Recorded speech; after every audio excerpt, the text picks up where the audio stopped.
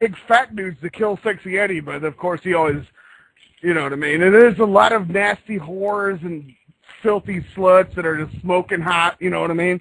They don't have to do anything like Lacey Von Erich or Angelina. They just have to be there to be filthy sluts, you know? And that works. I think. I mean, how great of a You haven't said a bad thing in the last 30 or 45 seconds. Let's green light it. Yeah, well, I've never said a bad thing. Never in my entire life, because that's what I do. Violence Jack, talk to Joel Gertner. He's your fucking hero.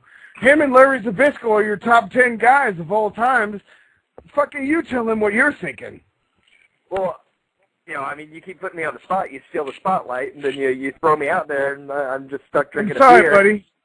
I'm sorry, buddy. Didn't mean to do that to you, guy. You're stealing my Joel Gertner time. Joel, in MXW, I just want to see Bill Alfonso, and I want to see Bill Alfonso on my TV, even if it's Mass TV. Can you bring me Bill Alfonso?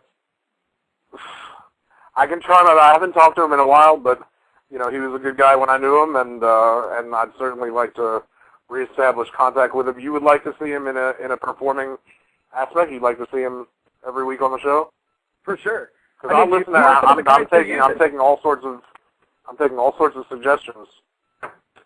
I know with WEW, he's with WEW also, I think, or he was, right? Like as a commissioner, if I remember from some of the pay-per-views that I've done. I think he's done some work with WEW. Yeah, I think so. All right, hey, fellas, check. I want to let our man of the hour, the fucking violent, sick, the sadistic scumbag, ask a question.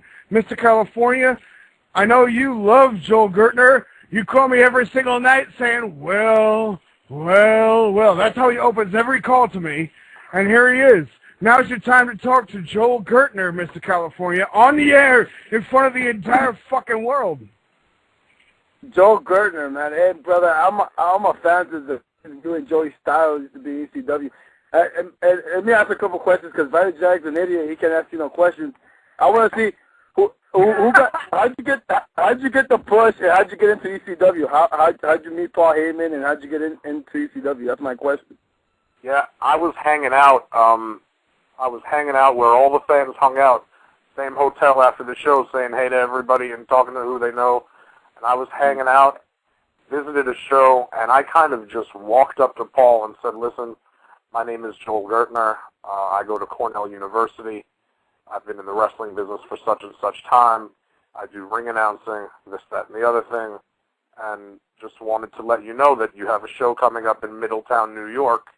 What I'm wondering is, your ring announcers, I don't know if they travel to Middletown from Philadelphia, or if you'd be looking to use somebody local or somebody new. But if you are, I just wanted to volunteer my services and let you know that I'd be more than happy to try out, and I'd appreciate the opportunity. And he just kind of looked at me, and he was like, you want it? You got it. Be there by 6. Right. And that was That's how it happened. Hey, Violence Jack. And then did your check for the night bounce, or was it good? No, everything was good. Everything was good for pretty much the whole run until everything wasn't good. But at the beginning, everything was great. and let me re-paraphrase that. Everything was always good because it's a labor of love, and there's a certain part of us that, to tell the truth, as much as we'd rather get paid for it, there's a certain part of us that would do it for free. You know, I hate to let that cat out of the bag, but people who are in the wrestling business aren't doing so against their own will, against their own volition. They don't have one hand tied behind their back. They don't have anything pointed at them. When you're in the wrestling business, you're in the wrestling business because you have a love and a passion for the wrestling business. Hey, well, it's the same with the music business, which is where Violence Jack and me come from. It's the same thing. We don't get fucking paid hardly shit. I mean, we have a this and that. We get paid this and that every once in a while, but, you know, it's the same thing. You know, you get paid, you know, here it is. Yeah. And we're the greatest of all times, of course, obviously. I mean, we wouldn't, you know, if we didn't think we ruled, we wouldn't fucking be out there playing. So it's the same sort of fucking thing, you know, as the wrestling business. And ECW was the punk rock or the black ECW, metal of fucking wrestling. You know what I mean? You had the mainstream of WCW and WWE, but at the end of the day, it's a creative business.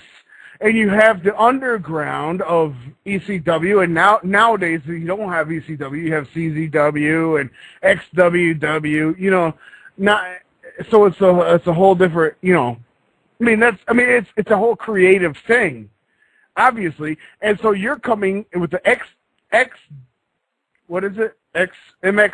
MXW, yeah.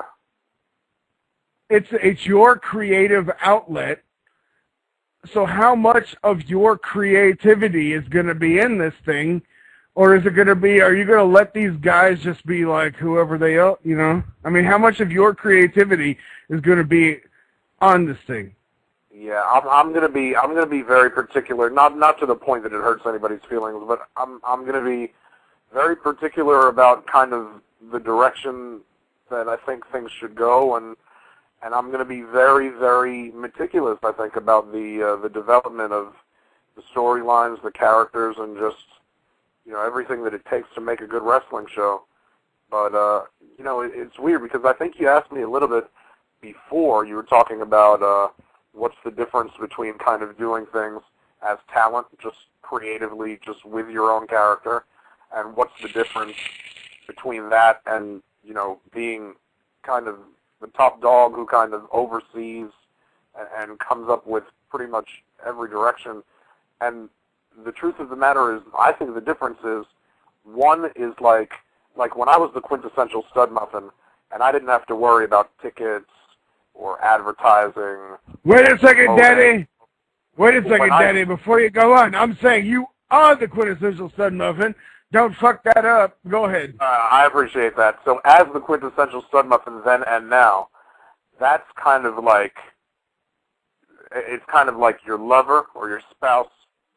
And then when you're kind of trying to keep an eye on the whole thing and run the whole ship and you're promoting, when you're being creative in that aspect, it's kind of more like the thing is your baby. You know, you're always thinking about nurturing your baby and what you can do so that your baby will grow and take off, get smarter, that kind of thing. So, right. That's the difference. You know, when it was just me back in the ECW run, or now taking an independent booking, whatever the case may be, or whatever I might do on our shows, which isn't going to be so much a gimmick. I'm going to be more myself, which, you know, arguably is my gimmick anyway, or maybe it's not, I don't know. But when it's just me kind of performing and it's just kept to that, you know, that's really the difference, is that one is kind of like your lover and one is kind of like your baby.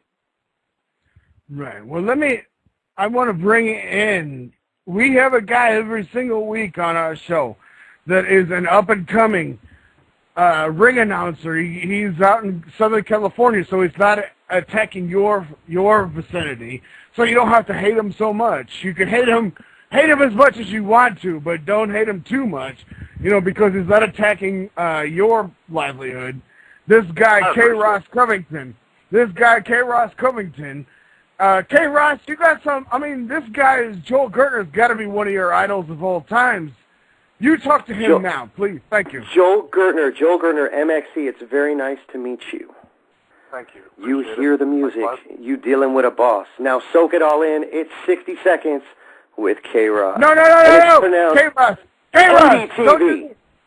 K-Ross, I don't want you doing the 60 seconds now. I want you to talk to your idol, fucking Joel Gertner, right now, and then we'll do 60 seconds in a second. The story that ended with you started at 6 p.m., that was amazing. That was a really professional way to approach that whole situation, and I think as far as announcers go, man, we need to get a name for ourselves. We need to get our respect back because we are very, very important. And people keep forgetting that, don't they? Yeah. A good announcer, whether it's a play-by-play guy, a color guy, whether it's a ring announcer, whatever the case may be, but the person that's out there giving you verbal information and kind of being a narrator. People think it's easy. People think it's a breeze. It's not. It is not. Ask Ryan Stone. Well, I guess that's an inside joke, but you know, the road is just as long as hard, except for us. We don't even get to click in with the boys usually. Now, you're a promoter and you're paying them.